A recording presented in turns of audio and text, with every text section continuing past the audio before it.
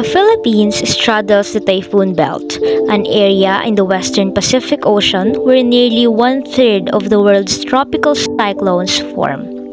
This area is not only the most active in the world, but also has the most intense storms globally. The Philippines is located just above the equator and faces the western Pacific with little else to absorb the energy of storms before they hit land. Storms are fueled by the warm tropical waters, which produce roughly 20 typhoons each year. Our country has the world's hottest ocean temperatures, frequently above 28 degrees Celsius, the minimum temperature for typhoon formation. This is set to increase with climate change, increasing the frequency of typhoons. In the Philippines, many people live on low-lying coastal islands, with coastal zones accounting for more than 60% of the population. Most of you already know about typhoon. It is one among various natural disasters which usually take thousands of lives. Typhoons are very destructive. Of the islands that make up the Philippines, Northern Luzon and Eastern Visayas are most commonly affected.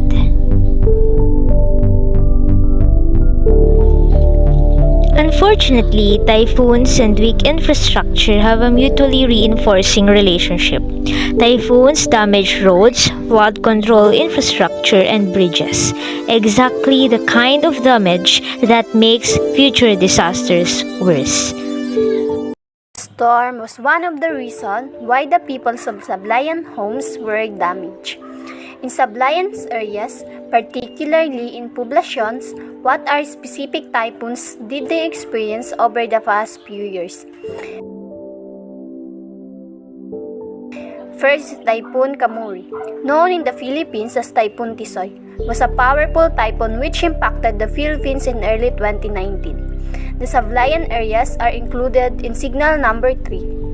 Many businesses and houses were lost as a result of typhoon. Farmers and fishermen alike were laid off as a result of Typhoon Tisoy. Next is Typhoon Guvi, known in the Philippines as a Super Typhoon Ruli, was an extremely powerful tropical cyclone that made landfall as a super typhoon. Super typhoon cost billion pesos in agriculture and infrastructure damage, as well as the loss of homes and livelihood. Next is Typhoon Molave, known in the Philippines as Typhoon Quinta, was a strong tropical cyclone that caused widespread damage in Sablayan. Typhoon Quinta extensive damage in Sablayan, including destruction of homes and businesses.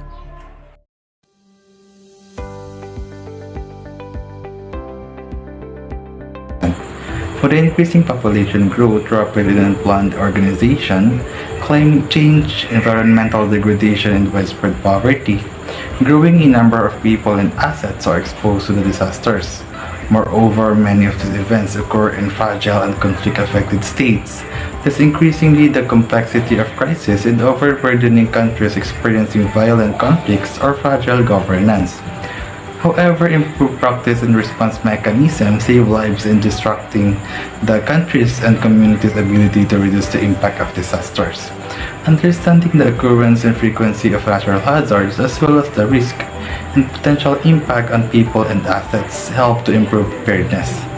Instead of providing emergency response only, international efforts should help governments and communities invest in understanding risk and building preparedness capacities for preemptive and early action. Disaster preparedness is cost-effective and save in money.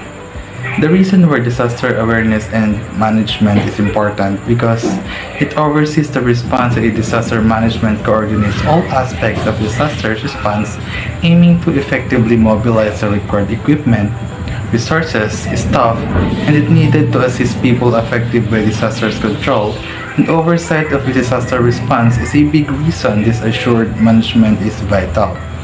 It is also important because it puts systems and processes in place that all responders to coordinate. Strong coordination of responders is fundamental to effective disaster management. Another reason why disaster awareness and management is important is that ensure the latest skills, methods, and technologies are used in the emergency responses. Disaster management and awareness is an ever-growing field of academic study, and it is crucial to improving techniques and ways of working. Continuous developments are always improving how disaster response are managed.